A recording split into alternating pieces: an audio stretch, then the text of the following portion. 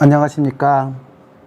저는 가천대 길병원 소화기내과에서 30년 교수 생활을 올해 마지막으로 해서 부천의 장좋은내과에서 개원을 하게 된 박동균 원장입니다.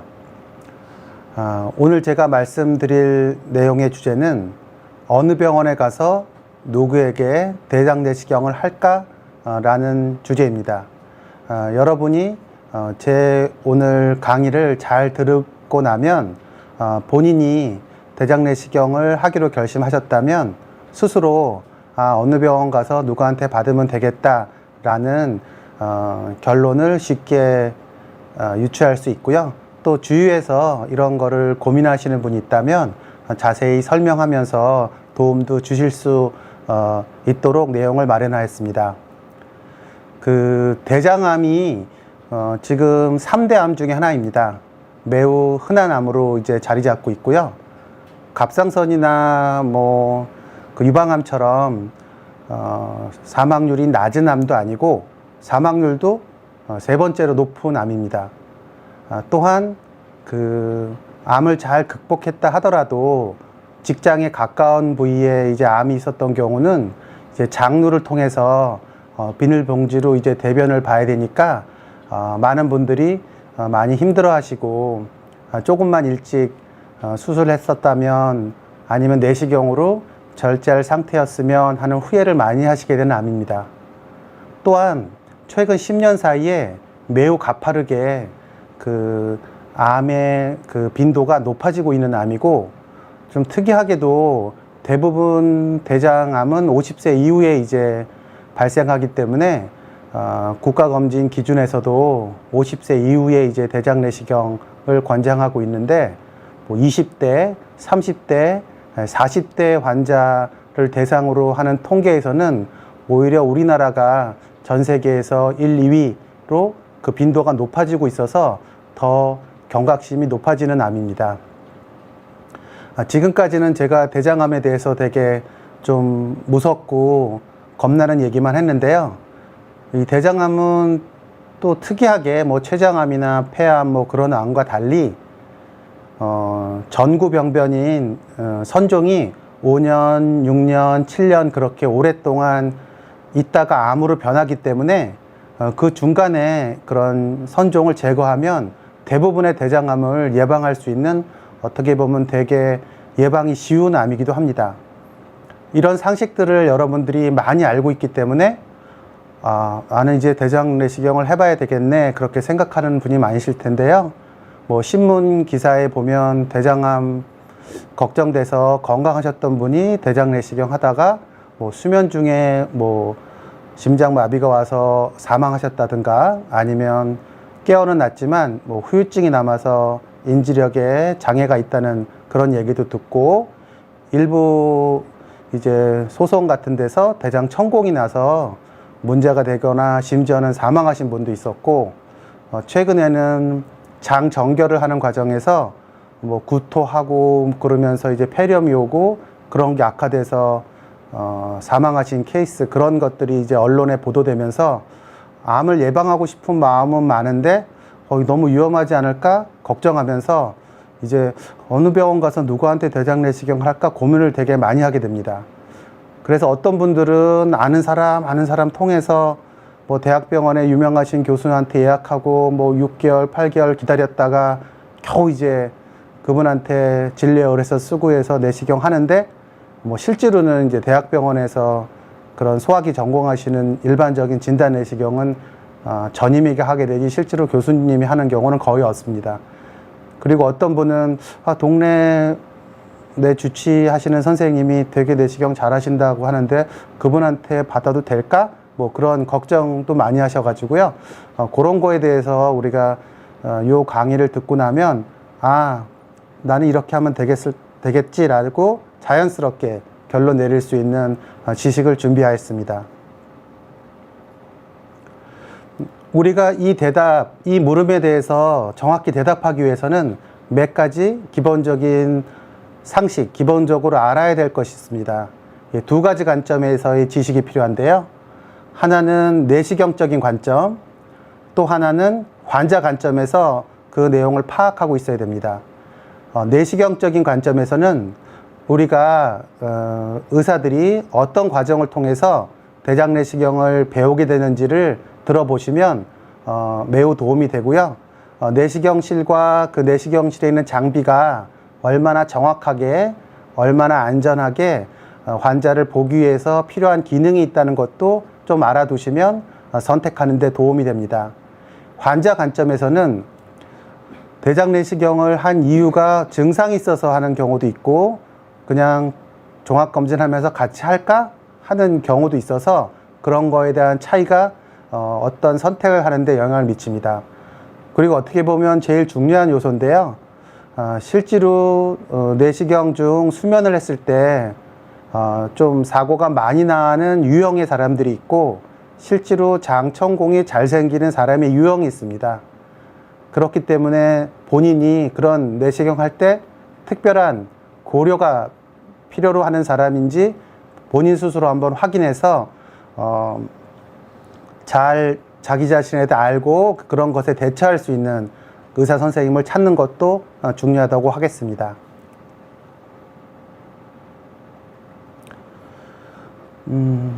일반적이고 가장 교과서적으로 정기적인 코스를 받아서 대장내시경을 하는 과정이 있습니다. 일단 의과대학을 졸업하고 의사 면허를 취득합니다. 그리고 1년 동안 인턴을 수료하면 이제 레지던트 전공의 과정이 있는데 내과 전공의를 이제 선택하게 됩니다. 그래서 내과 전공의 3년 동안 다양한 내과 환자를 봅니다. 전공의 기간 동안 뭐 대장암, 위암 환자를 보면서 대장내시경 한 결과도 보고 판독도 이렇게 볼 수는 있지만 실제로 내시경을 해보는 경우는 거의 없다고 보면 됩니다. 이런 3년의 전공의 과정을 거쳐서 나는 그냥 내과 전문의로서 활동하기보다는 소화기내과 분과 전문의로서 활동을 해야 되겠다라고 결심한 전공의들은 전임의를 신청하게 됩니다. 그래서 전임의 1년차 혹은 2년차 그렇게 하게 되는데요. 보통 대부분은 대학병원에서 하게 되고요. 이 전임의가 되면 교수님의 지도하에서 이제 1, 2개월 내시경 하는 걸 보다가 그 다음에 진단 내시경을 배우게 됩니다. 그래서 대부분의 대학병원에서 대장내시경, 진단 내시경은 전임의 선생님이 수행하면서 교수님들의 지도나 관리하에 보게 됩니다. 그렇게 1년차 말이나 2년차가 되면 조그만 용종서부터 제거하는 연습을 하고 용종을 제거하게 됩니다. 괜찮은 어떤 교육 프로그램이 있는 데서는 돼지를 이용해서 먼저 연습하기도 하고 마네킹, 3D, 시뮬레이터를 통해서 충분히 연습한 다음에 실제 환자를 대상으로 이제 처음 내시경하고 용종 절제술을 하게 됩니다. 이렇게 소화기 전임의 과정을 1년 혹은 2년 마치게 되면 3년째 소화기 내시경 세계부 전문의 자격증을 딸 수 있는 자격이 얻어지고 시험을 보게 됩니다. 그렇게 해서 소화기 내시경 세부 전문의 자격을 따게 되면 극소수의 사람들은 대학에 더 남아서 전임의 연구교수 하면서 위장관 파트 교수로 일하게 되고 일부 선생님은 소화기 내과를 전문으로 보는 전문병원 아니면 준종합병원에서 소화기 내과 담당하는 의사로서 근무하게 됩니다. 하지만 대부분의 이제 전임의들은 잠깐의 봉지기 과정을 거쳐서 병원이나 본인의 병원에서 이제 내시경을 수행하게 됩니다. 지금까지 제가 말씀드린 게 가장 기본적이고 원칙적인 내시경을 배우는 과정입니다. 그 이외에 내과를 전공했지만 소화기내과 분과 전문의를 하기 위해서 전임의를 안 하신 분이나 혹은 가정의학과 혹은 외과 뭐 기타 다른 과에서 나도 내시경을 배워야 되겠다 해서 자기 동료나 선배들한테 내시경을 배우고 그 개원의가 중심이 된 학회에서 프로그램을 제공해서 그 교육 프로그램도 받고 어느 정도 내시경을 많이 수행하였다 하면 내시경 인증이라는 자격증을 주게 됩니다. 그래서 그 자격증을 갖고 활동하시는 분도 있고요. 본인이 충분히 내시경을 잘 할 수 있다고 판단하시는 분들은 굳이 뭐 인증이나 세부 전문의 없이 대장 내시경을 수행하기도 합니다. 요약해서 말씀드리면 의사 면허증이 있으면 누구나 대장 내시경을 할 수 있습니다.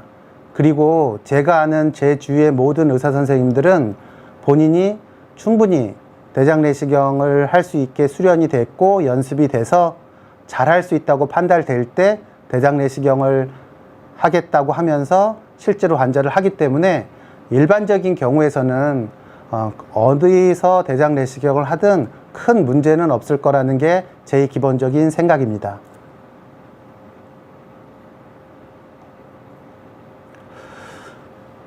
내시경 관점에서 내시경실이나 내시경실에 있는 여러 가지 기구에 대해서 잠깐 상식적인 게 필요한데요. 대부분의 대학병원이나 내시경을 중심으로 하는 병원에서는 내시경이 방 형태로 따로따로 구분이 되어 있습니다. 그리고 이제 대학병원 같은 데서 내시경실에 되게 신경을 많이 쓰는 데는 음압이 작동해서 코로나 환자나 여러 가지 감염 환자들이 내시경을 하면서 다른 쪽에 이제 오염시키는 걸 막는 그런 시설도 있습니다. 근데 좀 적은 공간에서 효율적으로 이제 내시경을 여러 개 하려고 하다 보면 침대 사이사이에 커튼으로 막아서 방같이 만들어서 이제 내시경을 하는 경우가 있는데요.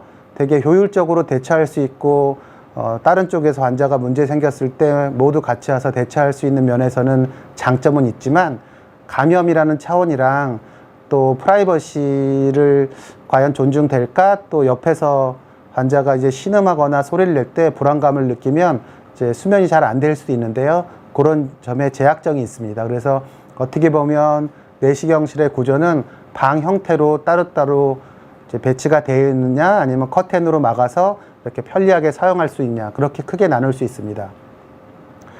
내시경 침대를 보면 어떤 식으로 내시경이 이루어지는지 대충 알 수가 있습니다.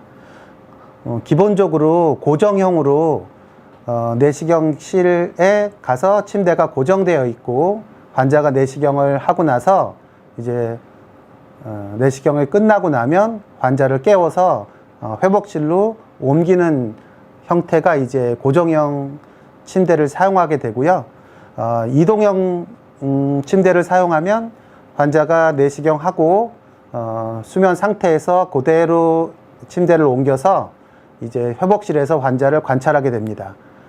그리고 이동형 침대 중에서는 이렇게 머리랑 가슴 부위를 각도를 조절할 수 있는 침대가 있습니다. 그 내시경 도중에 위액이나 대장 내시경 하면서 먹은 정결액이 위에 남아서 구역질을 하게 되는 경우에는 흡입성 폐렴이 생길 수 있습니다. 수명 상태이기 때문에 잘 뱉어내지 못해서요. 그럴 위험이 있을 경우에 환자의 상체를 약간 올려서 이제 내시경을 할 수 있는 어떤 그런 시스템입니다. 그래서 이런 단순하게 이제 내시경실에 있는 침대만 보더라도 이 내시경실이 어떤 위급 상황에서 이런 환자까지 볼 수 있는 배려가 있다는 것을 대충 파악할 수가 있습니다. 대장 내시경을 할 때는 대장은 이렇게 접혀 있기 때문에 그 안에 공기를 넣어서 대장을 이제 확장해야지 그 안에 구부러진 데를 자세히 볼 수 있습니다. 그래서 일반적으로 이 산소와 질소가 융합된 이 공기를 이제 주입하게 되는데요. 일반적인 상황에서는 대부분 문제가 없는데 뭐 예를 들어서 소장 쪽을 잘 관찰하기 위해서 오랫동안 소장에 이제 공기를 넣게 되면 공기가 잘 안 빠져나가서 내시경 후에 통증이나 속 거북함 그런 걸 느낄 수 있고요. 또 내시경 하다 보니까 용종이 이제 많은 경우에 그거를 다 떼면서 이제 공기를 주입하다 보면 너무 많은 공기가 들어가서 많이 힘들어 하시는 분도 있습니다. 한편으로는 또 이제 전에 수술을 했거나 그래서 장에 가스가 잘 안 빠지시는 분들은 많은 공기가 오랫동안 안 빠져나가서 매우 힘들어 합니다. 특히 이제 만성 폐쇄성 폐질환이나 신부전 같은 게 있어서 숨이 차신 분들은 복부가 너무 팽만하면 숨쉬기를 매우 힘들어 하시면서 돌발적인 부정맥이나 그런 것도 생길 수 있습니다. 하지만 이산화탄소를 활용해서 공기를 활용하지 않고 대장을 이렇게 넓게 확장해서 보는 경우는 금세 그 공기가 아니라 이제 이산화탄소는 금세 몸에 흡수되기 때문에 대부분 내시경 끝나고 뭐 5분 안에 그 확장하기 위해서 사용한 이산화탄소가 흡수돼서 그런 걸 편하게 진행할 수 있어서 그런 위험성이 있으신 분들은 이산화탄소를 주입하는 어떤 내시경을 활용하는 게 좋습니다. 그리고 이제 환자 생체 모니터링인데요. 수면을 하게 되면 환자가 숨을 잘 쉬는지, 심장은 잘 뛰는지, 혈압은 괜찮은지 그런 것을 모니터링하게 됩니다. 대부분의 이제 수면 내시경을 하는 병원에서는 그런 모니터링을 내시경 중에는 다 시행하는데, 이제 내시경 끝나고 환자가 어느 정도 깨서 완전히 깨는 거를 관찰하는 회복실에서는 사용하지 않는 경우도 있습니다. 대부분 경우는 문제가 없지만 이제 몸에서 이런 수면제를 대사할 수 있는 능력이 매우 떨어지거나 고령이거나 쇠약해서 이제 기능이 좀 떨어지신 분들은 일시적으로 자리를 옮기고 하는 중에 수면이 깬 것 같지만 다시 수면 상태로 돌아가면서 산소 포화도가 떨어져서 회복실에서 문제가 생기는 수도 있습니다. 그래서 이런 질환이 있으신 분들은 회복실에서도 생체 신호 모니터링을 할 수 있는 시스템이 필요하다고 하겠습니다.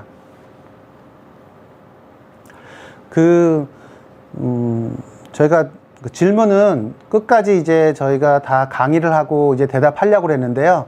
좀 되게 오해하실 수 있고 되게 중요한 질문이 있어서 하나 대답을 먼저 하겠는데요.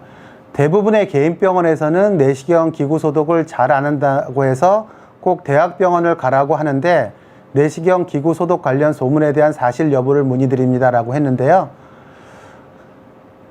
이거는 꽤 옛날 얘기인 것 같습니다. 저희가 뭐 솔직히 말해서 제가 2000년도서부터 내시경을 했었는데요. 그때 시대에는 내시경 하나를 가지고 한 10명 정도를 내시경 했습니다. 전국에 있는 모든 병원이 다. 그래서 내시경하고 닦고 소독하고 또 그 내시경을 또 하고, 그래서 일부에서는 잘 아시는 분은 첫 번째 환자로 하라고 하고 뭐 그런 게 있었는데요. 거의 그거는 아주 옛날 얘기고요. 지금은 모든 병원이 내시경 기계 자체를 한 명 쓰면 다 뽑아요. 뽑아서 소독기에 돌리고 다 관리를 하고, 전에는 내시경 하면서 조직 검사하는 포셋 그런 것도 다 소독해서 썼는데 지금은 다 일회용을 사용하고 있습니다. 그래서 그 소독 분야에 대해서는 뭐 아주 극소수 좀 굉장히 뭐 범죄를 저지르는 사람이 일반 시민에도 있듯이 뭐 그런 사람이 있으면 모를까, 모든 병원에서 내시경 소독은 어떻게 보면 한 번 더 써도 될 것 같은 것조차도 일회용으로 사용하면서 다 버리고 있기 때문에 걱정을 안 하셔도 되고, 또 요새 내시경하는 의사 혼자 하는 게 아니라 조무사도 옆에서 도와주고 여러 사람이 도와줘서 그분들이 보기에 그렇게 소독을 안 하는 게 발견되면 아마 당장 신고도 하고 그게 알려져서 그런 병원은 존재할 수 없다고 생각합니다. 그래서 제가 이때까지 보고 느끼고 생각하건대 내시경 소독기구가 걱정돼서 대학병원을 이제 간다는 거는 지금 현실에서는 근거가 없다고 확신스럽게 얘기할 수 있습니다. 마저 진행하고 나머지 질문에 대해서는 또 말씀드리도록 하겠습니다. 환자 관점입니다. 어떻게 보면 이 환자 관점이 제일 중요한 건데요. 제가 처음 뭐 10년, 15년 전에 대장 내시경은 굉장히 특별한 검사였습니다. 뭐 50대, 60대 환자분이 배가 아프고 혈변을 보고 체중이 줄고 그래서 이제 외래를 오게 되고, 이렇게 진찰을 해보니까 대장암이 많이 의심된다. 그래서 CT를 찍어보니까 혹이 보이는데 이게 염증인지 결핵인지 암인지 구분이 안 돼서 입원을 시켜서 매우 조심스럽게 장 청소를 하고 대장 내시경이라는 검사를 해서 암을 확진하는 그런 매우 특별한 검사였습니다. 특별한 검사이기 때문에 검사하기 전에 환자의 상태, 환자의 혈압, 환자의 피검사 결과, 그 전에 찍었던 사진을 다 분석하고 장 정결을 할 때도 조금 일단 먹여보고 토하지 않나, 또 장이 문제가 또 있지 않나 그렇게 관찰하면서 했기 때문에 그때는 대장 내시경을 하면서 여러 가지 문제를 미리미리 다 해결할 수 있었습니다. 근데 요새는 이 대장암의 중요성이 높아지고 이제 건강검진이 굉장히 많아지면서 굉장히 많은 분들이 나 국가검진 하면서 위내시경 하는데 대장암이 위험하다고 하고 대장 용종 떼면 좋다고 하니까 대장 내시경 하는 김에 위내시경 국가검진 하는 김에 대장 내시경도 해주세요 라는 케이스가 굉장히 늘어나고, 사실 그것도 건강하신 분이면 상관이 없는데 제가 개원하면서 이렇게 환자분을 만나다 보니까 조금 혈변을 보더라도 배가 아프더라도 체중이 줄더라도 그것으로 이제 소화기 진찰을 하거나 진료나 검사를 하기보다는 어차피 6개월 지나면 내가 국가검진 하는 때니까 그때 겸사겸사 대장 검사 보고 하면 되지, 그런 식으로 이제 증상이 있는 경우도 이제 검진을 통해서 활용하려고 합니다. 근데 이 검진 프로세스에서는 의사가 환자를 하나씩 진찰하고 무슨 질환이 있는지 보고하는 프로세스가 굉장히 이제 없거나 단축되고 일반적으로 건강한 사람의 건강검진 프로세스이기 때문에 제대로 진찰이 안 되면서 문제가 생기는 수가 있습니다. 그래서 이제 환자 관점을 크게 나누면 건강하고 아무 증상이 없어서 검진하는 경우, 그 다음에 증상이 있는데 요거 검진할 때 같이 이왕이면 해야 되는 경우, 또 증상이 심해서 외래를 방문하는 경우, 그런 것에 따라서 본인이 어떤 병원에 가서 어떤 의사한테 내시경을 해야 될까가 달라질 수 있습니다.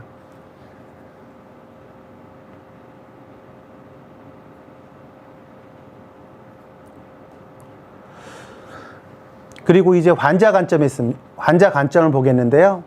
우리가 대장 내시경을 하게 되면 대장 내시경은 상당히 좀 통증이 있는 검사이기도 하고 용종이 있게 되면 그거를 제거하느라고 꽤 시간이 많이 소요됩니다. 그렇기 때문에 수면제를 많이 사용하게 되는데요. 내시경 하면서 가장 위험한 게 수면제를 사용했는데 환자분이 호흡을 못해서 몸의 산소 포화도가 떨어지면 이제 굉장히 시급한 상황입니다. 근데 그러신 분들을 보면 대부분 공통점이 있습니다. 매우 비만했거나 목이 굉장히 두꺼운 경우, 또 이제 수면무호흡증 진단을 받고 치료받는 경우, 이런 경우에 아무리 건강해 보이고 힘이 좋고 튼튼해 보이고 뭐 벤치프레스를 100kg 하더라도 수면하면서 호흡 부전이 오면서 위험한 상태에 빠질 수가 있습니다. 그리고 여러분들도 느끼겠지만 이 고도 비만인 사람이 목도 두껍고 또 수면무호흡증도 생깁니다. 이 사진을 보면은 우리가 정상적으로 숨을 쉬면 코를 통해서 공기가 이렇게 넘어가고 입을 통해서도 공기가 이렇게 넘어가면서 왔다 갔다 공기의 흐름이 정상입니다. 근데 이제 잠을 자게 되면 긴장이 풀어지면서 이 목젖이 뒤로 축 늘어지고 혀가 크거나 좀 이 비만 때문에 이런 입구가 작은 사람들은 이 혀 뒷부분이 뒤로 조금 밀리면서 이 공간이 열렸다 닫혔다 합니다. 그래서 이제 코골이가 있고, 요게 심한 사람은 콱 막혀가지고 숨을 못 쉬게 됩니다. 잠자는 거와 마찬가지로 수면 내시경 할 때 수면제를 주게 되면 요런 구조를 갖고 있으신 분들은 쉽게 호흡으로 공기가 들어갈 수 있는 입구가 막히면서 산소 포화도가 굉장히 떨어지게 됩니다. 그러면 위험한 상황이 생길 수 있는데요. 그래서 경험 있는 의사나 경험 있는 간호사들은 이런 환자를 이제 수면제를 줄 때 적당한 약선부터 단계적으로 주고 어떤 깊은 수면을 유도하지 않을 수도 있고, 또 요 턱을 위로 당겨주면 요 혀랑 요 사이의 공간이 넓어져서 숨을 자유롭게 쉴 수 있고, 코골이가 너무 심하신 분들은 작은 빨대 같은 거를 넣어서 요거를 통과해서 이제 목젖이 뒤로 적혀지거나 눌려도 그 관을 통해서 숨 쉬는 걸 확보하고 내시경을 하기도 합니다. 그래서 이제 수면 내시경 도중에 산소 공급에 문제가 생길 만한 사람은 이런 유형이 있기 때문에 이런 체질이 있으신 분들은 이런 것에 대해서 대처할 수 있고 경험이 맞는 그런 시설과 의사를 찾아가는 지혜가 필요합니다. 그리고 또 하나는 아까 앞서서 간단하게 말씀드렸는데요. 회복실 간 상태에서 저산소증이 생기고 그런 걸 통해서 이제 부정맥이 생기시는 분들이 있습니다. 이제 담배를 많이 피시거나 그러신 분들이 만성 폐쇄성 폐질환이 생기거나 심장이 안 좋아서 심부전이 있으신 분, 투석을 하는 분, 간 기능이 저하되신 분들은 그 수면제의 어떤 대사에 문제가 있어서 회복실에서 다시 이제 부정맥이나 저산소증이 올 수도 있고, 아까 앞서서 언급했듯이 장에 있는 공기가 너무 오랫동안 안 빠져서 그것이 횡격막을 눌러서 심장이나 폐에 자극이 돼가지고 부정맥을 유발할 수 있기 때문에 이런 질환이 있으신 분들은 그냥 국가검진하면서 그냥 겸사겸사 하는 게 아니라 꼭 담당 선생님이랑 상의도 하고, 국가검진을 하더라도 이런 것을 다 커버할 수 있고 필요하다면 나 검진하기 전에 의사 선생님 진찰을 받겠다라고 의사를 표명하고 진찰을 받는 것을 강력히 추천드립니다.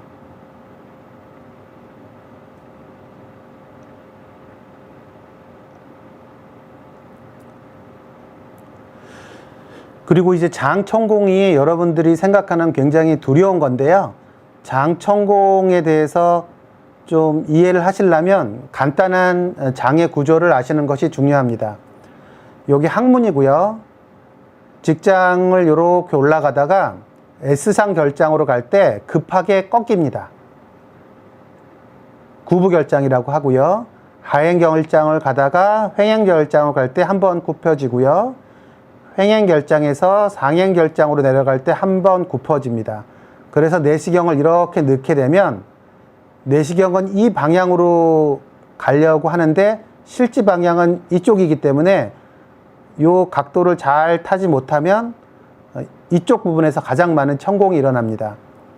그런데 마른 여성의 경우는 이 복강 자체가 되게 좁기 때문에 이 좁은 공간에서 각을 줘야 되기 때문에 이 각이 점점 예각으로 틀어져서 아주 잘못 방향을 조절하면 천공될 가능성이 높고, 또 고령의 이제 마른 여성인 경우에는 장벽도 얇아서 많이 천공이 됩니다. 그래서 고령의 마른 여성은 직장에서 구부결장 갈 때 매우 급한 각을 가질 수 있고, 이런 거를 많이 경험화해서 이제 처치할 수 있는 능력 있는 의사를 찾아가는 게 중요합니다. 이제 복부 수술한 경우가 들 수 있는데요.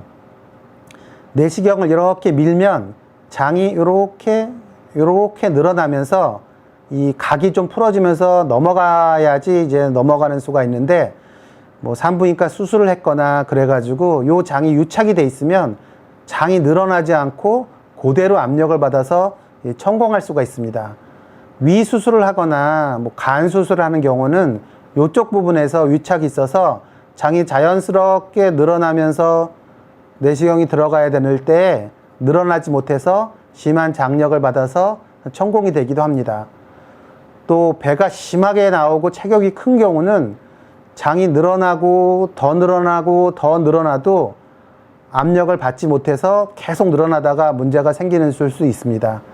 그 이외에 이제 대장암이나 뭐 전에 수술한 것 때문에 좁아져 있으신 분들은 그거를 무리하게 통과하느라고 이제 장천공이 일어날 수 있습니다. 그래서 내가 이런 체형이 있거나 이러신 분들은 이런 상황에 대해서 충분히 경험을 갖고 잘할 수 있는 분을 찾는 노력을 해야 되고, 가능하면 그냥 검진센터에서 추가라는 대장 내시경을 피해야 된다고 생각합니다. 그리고 대장암이 의심이 되는 경우인데요. 체중이 많이 나가거나 비만, 만성 염증성 장질환, 당뇨 그런 것들이 있으신 분들은 다른 분보다 이제 대장암의 위험도가 높고요. 또 부모 형제가 대장암을 있었던 경우, 특히 젊은 시기에 대장암이 있는 경우는 유전성 성향도 매우 높아서 대장암이 생길 확률이 좀 있습니다. 그러신 분들이 급격히 체중이 감소하고 대변 습관이 변화하고 혈변 빈혈 증상이 있으면 요런 분들은 반드시 소화기내과를 진찰할 수 있는 병원에서 진찰을 받고 따로 대장 내시경을 고민하는 게 좋고, 그렇고 봤더니 내가 올해 검진을 하는 해고 그 병원이 이제 대장 국가 검진도 한다. 그러면 이제 같이 할 수가 있는 거죠. 그래서 그 국가 검진을 하면서 증상을 참았다가 대장 내시경을 하기보다는 증상이 있으신 분들은 소화기 전문 병원이나 소화기내과를 잘 볼 수 있는 의원에서 진찰을 하고, 대장 내시경이 필요합니다 할 때 국가검진이 있으면 그 국가검진이랑 연계해서 다른 검사를 하든지, 요새는 작년에 안 했어도 이렇게 연락해서 날짜를 바꾸기도 하더라고요. 그런 식으로 국가검진을 이용하면 뭐 가성비 있게 검사할 수 있습니다. 그러니까 주객이 전도되면 안 될 것 같습니다.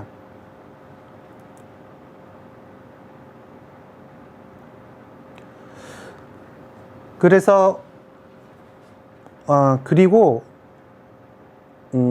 그래서 이제 이 대장암이 의심되는 거, 대장 용종이 과연 내가 있냐 없냐 그런 게 이제 걱정이 많이 되시는데요. 요새는 다양한 인공지능 솔루션이 있어서 본인의 생활 습관, 피검사 수치를 넣으면은 대장 용종, 대장암 그런 것이 생길 수 있는 확률 같은 거를 보여주는 이제 솔루션이 있고, 제가 가천대 의대 헬스 IT 센터에 있을 때 기업이랑 그런 프로그램도 만들어서 저희가 활용하고 있기 때문에 그런 거에 관심이 있으신 분들은 연락을 주시면 QR코드를 보내서 이제 체크할 수가 있고요. 또 대장 내시경 할 때도 대장 용종이 있나 보는 것도 사람의 육안으로도 보지만 인공지능으로 그것을 체크해서 어렵게 하는 대장 내시경을 더 확실하게 하는 그런 인공지능 솔루션도 있어서 그런 거를 활용할 수 있는 병원을 이용하는 것도 하나의 팁이라고 할 수 있겠습니다. 오늘 제가 말씀드릴 결론에 대해서 요약을 해드리겠습니다. 대장암은 매우 빠르게 증가되고 젊은 사람한테도 많이 늘어나고 우리나라에서 세 번째로 흔하고 세 번째 사망률을 갖고 있는 매우 위험한 병이지만 대장 내시경을 주기적으로 할 때 대부분 예방할 수 있습니다. 그래서 대장 내시경은 굉장히 중요하고 확실한 대장암을 예방할 수 있는 검사이기 때문에 반드시 시행해야 됩니다. 건강한 성인이고 특별한 증상이 없으신 분들은 이제 대장 내시경도 특별한 증상이 있을 때 하는 검사가 아니라 일정한 기준이 됐을 때 50세 이상 5년마다 국가검진을 하면서 대장 내시경을 시행할 수 있는 어떤 의사 선생님한테나 검사를 받는 것을 추천합니다. 하지만 아까 말했듯이 내시경 중에 산소 공급에 문제가 생길 위험이 많거나 체격이나 수술 과거력으로 대장 천공의 위험이 매우 많거나 내가 증상이 있어서 대장암이 의심되는 경우는 검진을 하면서 대장 내시경을 겸사겸사 하는 것은 오히려 환자분한테 큰 해가 될 수 있기 때문에 진찰을 받고 대장 내시경이 필요하다면 대장 내시경을 하면서 스케줄이 연결이 된다면 국가검진을 같이 하는 것이 더 현명한 것이라고 생각합니다. 이상 오늘 제가 말씀드릴 내용은 여기까지고요. 남은 시간은 그 질문 내용에 대해서 대답하면서 여러분과 시간을 갖도록 하겠습니다.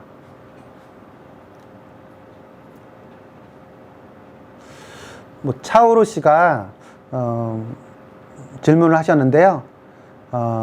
최근 보름 사이에 방귀가 많이 나오고 소화는 잘 되는 것 같고 변도 잘 봅니다. 근데 변을 보고 오고도 가스가 바로 차는 것 같고 계속 그러는데 왜 그러는 걸까요? 이제 배에 가스가 많이 찬다고 얘기하시는 건데요. 뭐 여기에 나이나 음식 드신 거나 그런 거에 대해서 좀 제한이 있지만 뭐 일반적인 상황을 말씀드리겠습니다. 배에 가스가 차는 거는 그 자체가 병이라고 볼 수는 없습니다. 입으로 공기가 많이 들어갈 수도 있고요. 음식물이 가스를 많이 생성하는 음식을 드실 수도 있고요. 소화 기능이 떨어져서 소화하는데 시간이 많이 걸리면서 가스가 발생할 수도 있습니다. 근데 대부분 보면 몸에 좋으라고 흰쌀밥보다는 현미, 잡곡, 또 몸에 좋은 견과류, 야채 그런 것들이 다 가스가 많이 생깁니다. 그래서 그런 음식 때문에 내가 가스가 생겼는지 한번 확인해 볼 필요가 있기 때문에 한번 2, 3일 흰쌀밥에 국밥 그런 식으로 간단하게 가스가 안 생기는 음식을 드셔보면서 내가 이렇게 음식을 먹어도 가스가 많이 생기나 한번 테스트를 해볼 필요가 있을 것 같습니다. 그런 식으로 음식적인 요소가 없는데도 가스가 많이 차면 소화기 기능에 뭔가 문제가 있거나 소화관 자체가 좁아지거나 그래서 장에 변이 머무는 시간이 길어져서 가스가 생기는지 의심해 봐야 되기 때문에 소화기내과를 방문해서 문제가 있다면 대장 검사를 하는 것을 추천드립니다.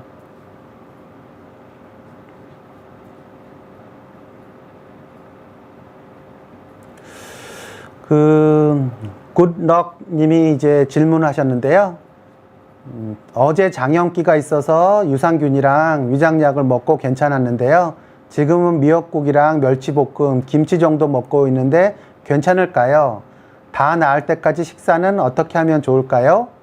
커피는 하루 한 잔 정도 마시는데 괜찮을까요? 라고 질문했는데요. 장염이 생기고 나면 대부분의 사람이 장의 기능이 떨어지고 소화력이 떨어집니다. 그래서 많은 분들이 장염을 앓고 나서 조금 회복되니까 평소랑 똑같이 음식을 드시거나 그동안 못 드신 것 때문에 다양한 음식을 먹으면서 설사하고 배가 아프셔서 병원에 오신 분이 있습니다. 그분들은 내가 장염이 다 낫지 않아서 이런 거 아니나 너무 장염을 오래 앓으니까 이게 문제가 있지 않나 걱정하시는데요. 특히 이제 40, 50대가 넘으면 장염을 앓고 나면 한 일주일 정도는 장이 소화력이 상당히 떨어지기 때문에 거기에 맞게 대처를 하셔야 됩니다.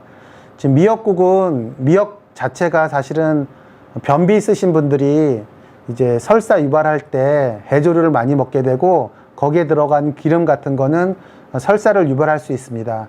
멸치볶음에 있는 것도 대부분의 단백질이고 거기에 이제 뭐 설탕이나 뭐 조청 같은 걸 넣어서 이제 만들게 되는데 그런 것 자체도 장을 되게 자극하고 김치 섬유질에다가 매운 성분이 있고요. 커피, 카페인이 있어서 이게 다 장이 예민하신 분한테는 장을 자극할 수 있습니다. 그래서 장염기가 약간 있고 이왕 뭐 그렇게 다 먹었는데 별 문제가 없다 그러시면 매우 건강한 장을 갖고 있어서 빨리 정상에 회복됐다고 생각하고 지내시면 되는데 지금 드시는 모든 음식은 장염을 앓고 나서 소화력이 떨어졌을 때 장을 편하게 하는 음식은 아닌 것 같습니다.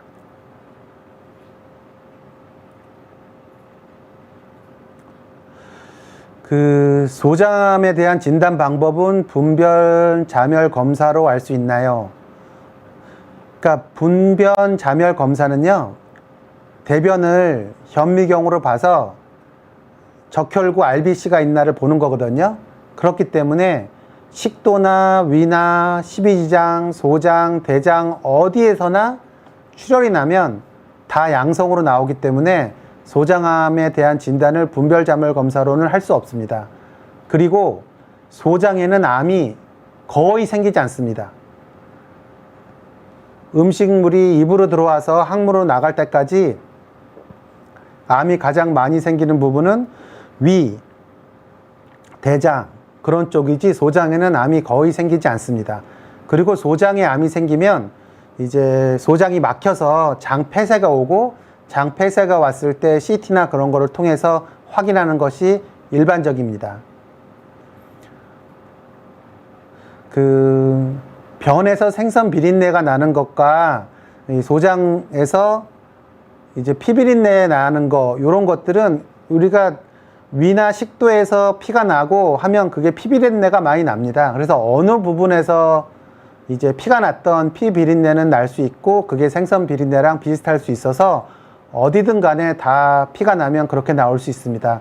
다만 위에서 피가 나는 경우에는 위산과 피가 섞여서 까만 짜장면 같은 색깔이 나고 소장이나 대장에서 피가 나는 경우는 그래도 붉은색을 유지하게 됩니다. 그런 거로 파악할 수는 있지만 피비린내가 나는 변보다는 변의 색깔 그리고 변 검사를 했을 때 그 안에 피가 있나로 확인하는 것이 좋습니다. 72살인데 대장 검사를 한 번도 안 하셨고요. 요즘은 정말 피 검사로 하면 안 될까요? 무서움이 많습니다. 되게 대장 내시경이 많이 무서운 검사일 수도 있는데요. 진찰을 잘 하고 그분한테 맞게 전처치를 하고 대장 내시경을 하면 그렇게 무서울 수 없고, 이 대장 내시경이 얼마나 많이 생기고 그것 때문에 문제가 생긴다는 거를 알면 대장 내시경을 안 하는 게 더 무섭다는 걸 느낄 수 있을 것입니다. 그리고 피검사는 사실은 대장암 피검사라고 CA라는 수치가 있는데요. 그 수치는 사실은 원칙적으로는 대장암이 있나 없나를 보는데 사용되는 피수치는 아닙니다.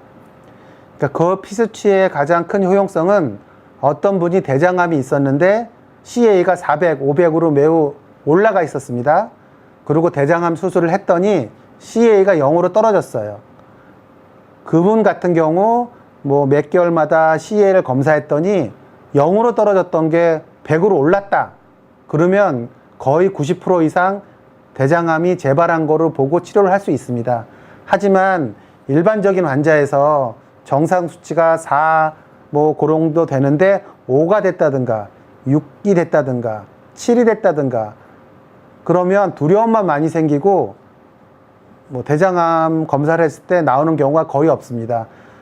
만성 염증이 있거나 술을 드시는 분들이 그 수치가 매우 흔하게 많이 높기 때문에 도움이 안 됩니다. 그래서 71살 동안 대장 내시경 한 번도 안 하셨으면 이때까지 대장 질환 없고 잘 지내신 게 너무 다행이고 좋은 거지만 잘 상담해서 안전하게 대장 내시경 잘 하시면 길게는 10년까지 안심할 수 있어서 평생 마지막이자 처음 대장 내시경 하고 대장암에 대한 두려움을 벗고 되게 즐겁게 사시는 것을 추천드립니다.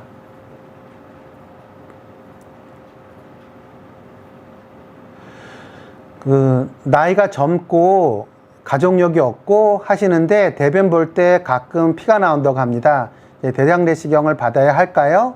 20대의 젊은 사람도 대장 내시경의 필요성이 있는지 궁금하시다고 그랬는데요. 20대의 대장암은 흔하진 않습니다.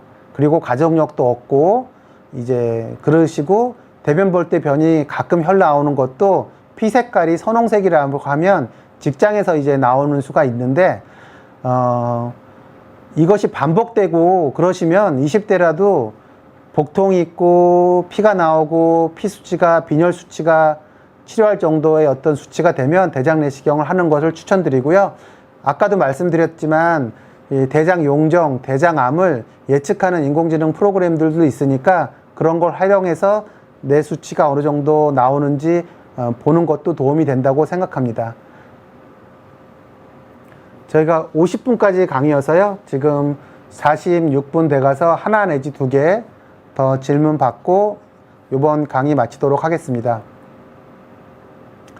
73세이고 건강검진에서 위내시경, 대장 내시경을 함께 해도 괜찮을까요? 위내시경은 그냥 하고 대장 내시경은 수면으로 하는데요.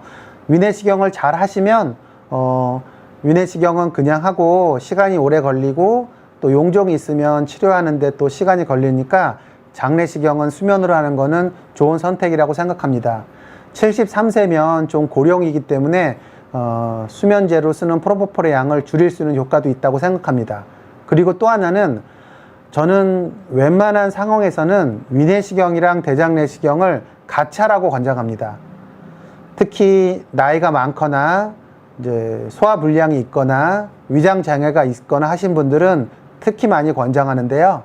그 이유가 뭐냐면 그 위내시경, 대장내시경을 같이 하다 보면 장 청소를 하기 위해서 먹는 약이 위에 많이 남아있는 수가 있습니다. 특히 이제 위 궤양이 있거나 위 기능이 떨어지신 분들은 병원에서 시키는 대로 했어도 위 내시경을 해보면 200cc, 300cc 이상의 장 정결제가 남아 있으신 분이 있는데요. 만약에 그분을 위내시경을 하면서 그 액체를 다 빨아들이지 않았다면 대장 내시경 하면서 수면 상태에서 역류해서 흡입성 폐렴이 올 수도 있고요.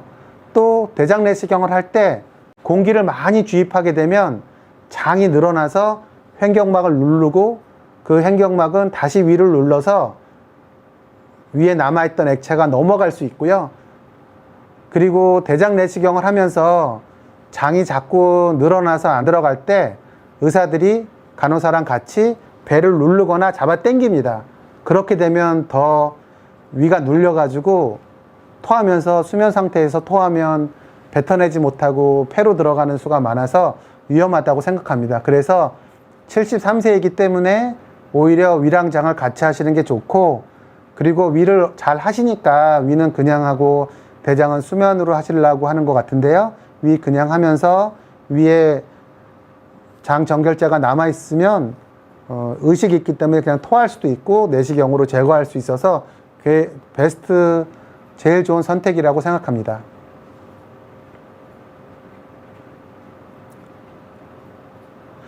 신장 이식 환자도 대장 내시경을 하는데 똑같이 약 먹고 마취해도 되나요? 신장 이식 환자도 신장 기능이 정상이라면 대장 내시경 하는 데는 문제는 없습니다. 하지만 신장 이식 환자 중에서도 투석하기 전이고 신장 이식의 기간이 거의 다 돼서 신장 기능이 안 좋으신 분이 있을 수 있는데, 그런 경우는 그 나빠진 신장 기능에 맞게 수면제를 조절해야 되는 수도 있고요. 신장 이식한다는 것 자체가 배를 수술한 거기 때문에 장에 유착이 있을 수 있어서 장 유착에 제대로 대응할 수 있는 의사 선생님이 대장 내시경을 하는 게 좋겠고, 신장 이식 환자들은 특히 용종이나 대장암 확률이 높습니다. 왜냐하면 면역 억제제를 사용하는데요. 용종이나 암이 면역 억제제를 오랫동안 사용하시는 분들은 많이 생기기 때문에 신장 이식 환자는 규칙적으로 대장 내시경을 해야 되고, 신장 기능이 안 좋거나 또 수술한 것 때문에 위착이 있는 것을 고려해서 그것을 처치할 수 있는 의사 선생님을 찾는 노력을 해야 된다고 생각합니다.